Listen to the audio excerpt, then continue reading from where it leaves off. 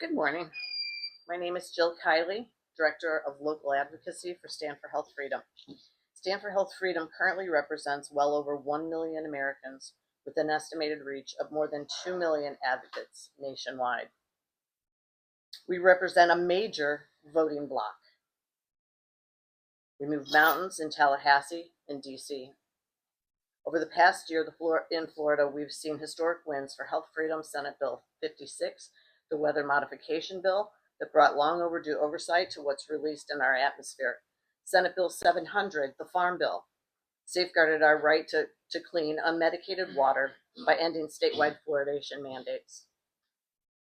And perhaps one of the most important victories of all, the defeat of House Bill 129, the Pesticide Liability Shield, ensuring that chemical manufacturers and their agents cannot be granted blanket immunity when their products harm people, pollinators, or the environment.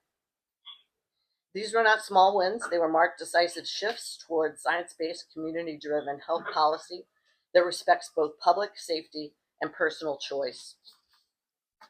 Now it's time to bring that same courage and common sense home by ending aerial mosquito spraying in Collier County and adopting safer locally controlled mosquito management, modeled after Miami-Dade's successful program.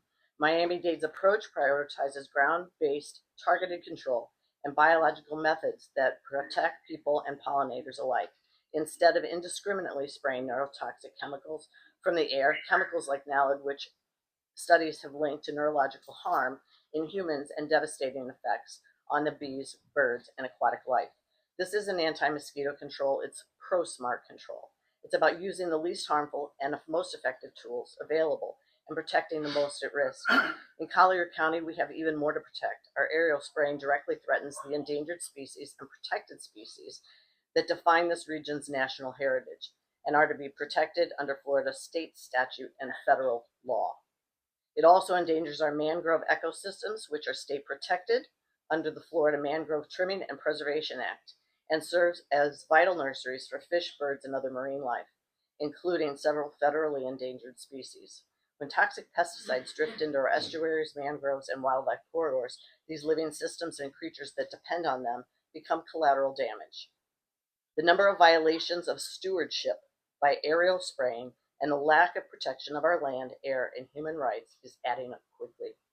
We need to do better. Every Floridian, human and animal alike, deserves to live life free from unwanted chemical exposure.